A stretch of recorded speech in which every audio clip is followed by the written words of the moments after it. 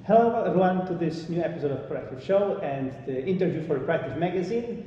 Today I'm with JoostWouters, the author of the book, The 15-Minute Inbox. Hello Joost. Hi, thanks for having me here. Hey, you're welcome. Thanks for being on our magazine. Please tell us shortly about yourself.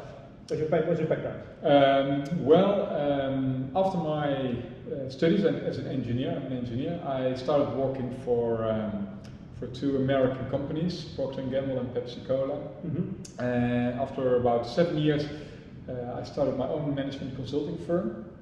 That's about 12 years ago now. And that's what we do right now. We work with multinational companies all over the world, mm-hmm. and help them with different leadership questions. Uh-huh.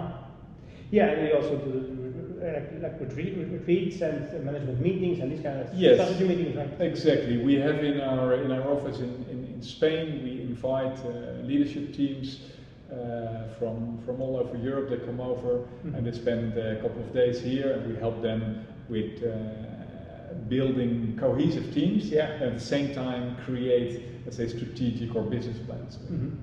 So during all these, activities, like you were coaching people, getting the teams in order and everything, and also seeing the executives perform, there was something that you noticed, right? There was this inbox thing that you noticed, right? Well, yeah, when I was walking around and still walking around in the different offices and with the different people I work with, what I noticed is that right now, people are spending so much time in their inbox. Right. It's like they're leading their teams with email. They send an email to each other, and they hardly, I don't see them, they hardly have time to really think or to be with their teams. It has changed over the years.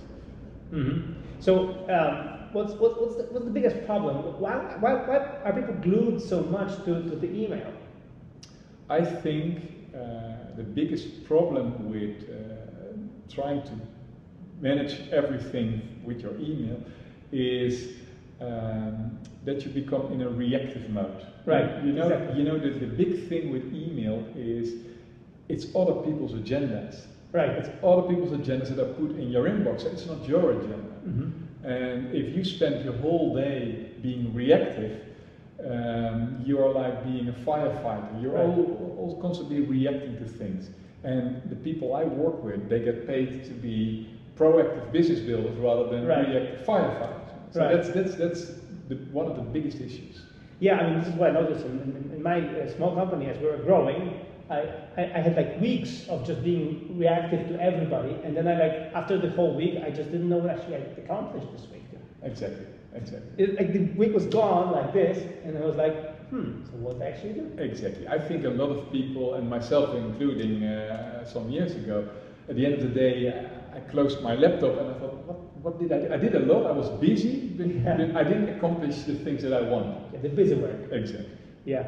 So, what it takes, I mean, what do you think it takes to change the habit? What would be the first steps to stop being so reactive and I mean, what would you say? I think the very first step is to realize why you are doing this. Yeah. I mean, a lot of people just have their inbox because they don't know better, and they never thought about it. They have it as a given.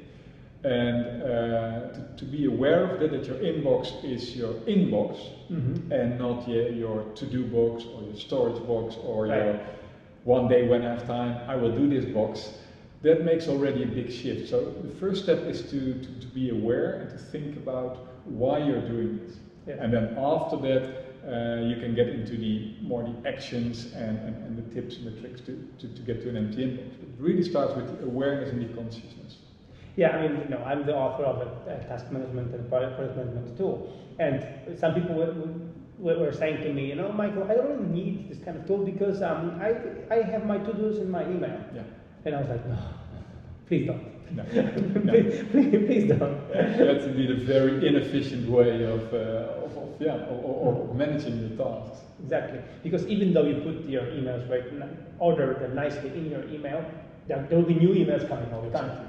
And people, one of the things where people lose a lot of time is when you keep all your email in your inbox.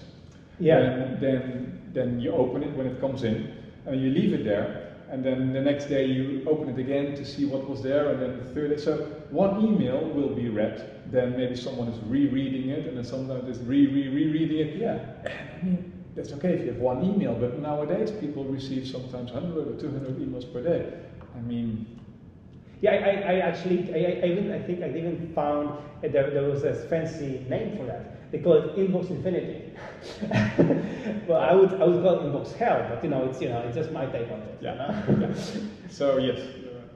So we already get that. We have to have our inbox clean. I mean, it's the best way. I mean, and it gives you the sense of accomplishment because it's empty because there's nothing there. So what would be what are the four things? I mean, the most important things that you have to do with an email. And when the email comes in, what do you do? Well, there is David Allen has described this before as well. The idea of when you want to deal with your email is first of all that you deal with your email in batches. So not like when you're working on your computer and an email pops in that you stop everything and then you start focusing on that email.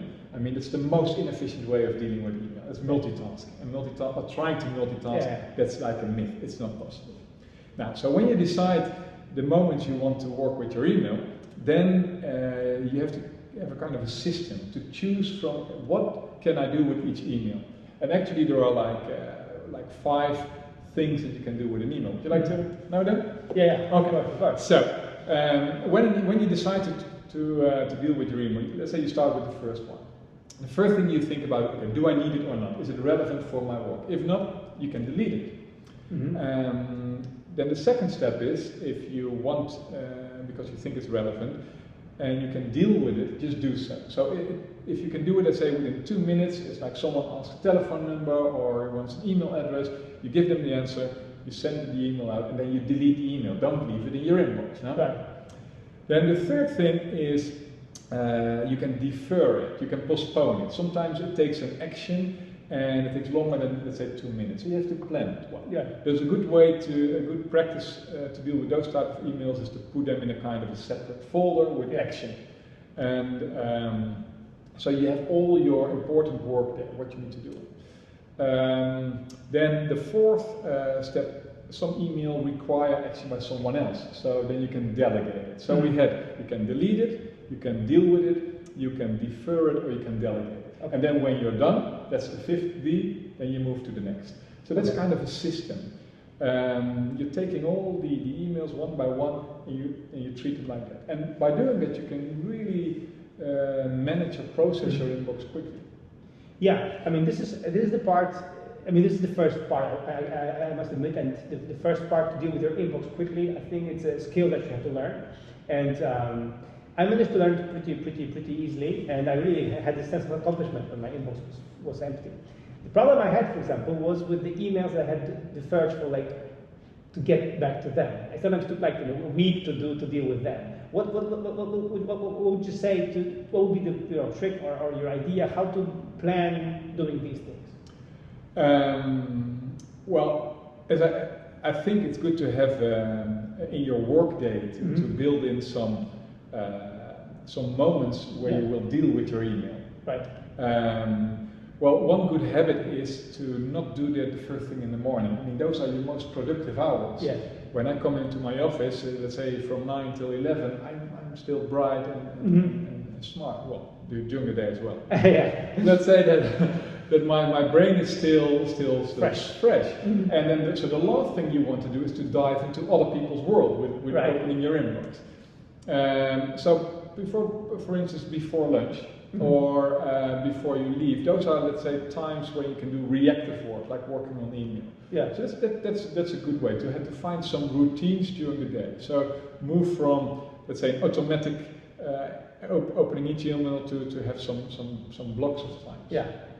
This is something I actually started implementing to figure this out. What I would do is I would actually have a creative time, like until noon, that I wouldn't open my email client. I wouldn't just know what's happening there. It was a challenge, or not? It was a challenge, of course, because you want to know everything. You want to know what's happening. You want to open your Twitter. You want to open all these inboxes right now. Exactly. Because let's say, I mean, we have right now more inboxes than just one. I mean, we have the email inbox, but then we have Twitter, Facebook, and other things.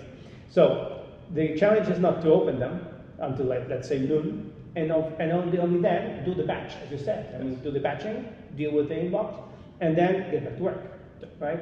And then really, I think after lunch was my best moment to do the email work, because I was already full. I didn't have lots of energy, but then I had that energy from others because I had other people agenda. And that's good. And I think everyone needs to find his or her own times of the day. But I think it's quite general that in the morning, when you have your creative time, that's definitely not the best time. Also, another time not to deal with your emails just before you go to sleep. Oh yes. Oh. I mean, do you know that sometimes you I don't know, just before I go to sleep, I put my alarm on my iPhone, and then I can't resist. I check my email, and then I find an email that I can't deal with it anyway. I mean, I'm going to sleep. It's midnight, but it's still in my head. It's still in my head. So, if you can avoid it, don't deal with your email just before going to sleep.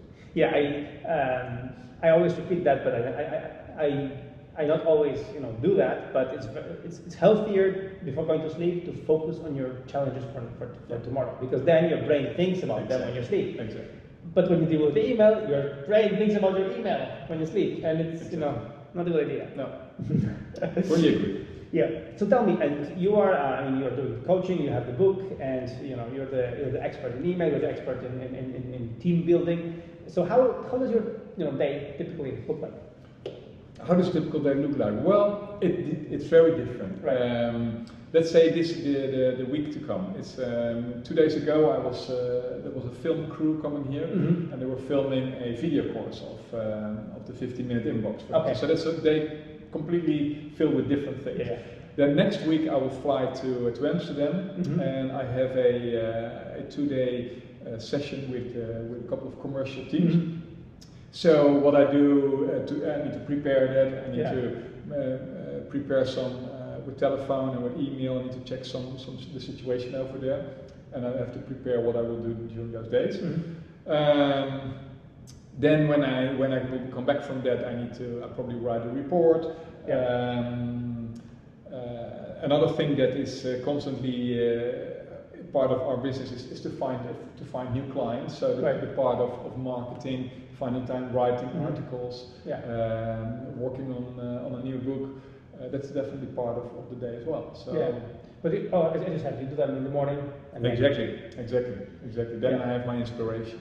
So I'm happy. I'm really happy that I don't have let's say, predictable day, or that I have predictable days. My life is very, very different. Well, as you can see, having our office on the Mediterranean. Unfortunately, you can't see it, but it's really nice. Helps as well to do different things during the day. Yeah, definitely. So anyway, if you have problems with dealing with your inbox, dealing with your email, grab the book, The 15-Minute Inbox by JoostWouters. It's available in Kindle and all the digital, bookstores, and of course you can also the hard copy version. I mean the soft copy version. Audio version as well. Exactly, audio version as well. So make sure to check it out. Make sure to deal with your inbox properly, and enjoy the rest of the magazine and enjoy our future shows. Thank you very much. Thank you. Thank you.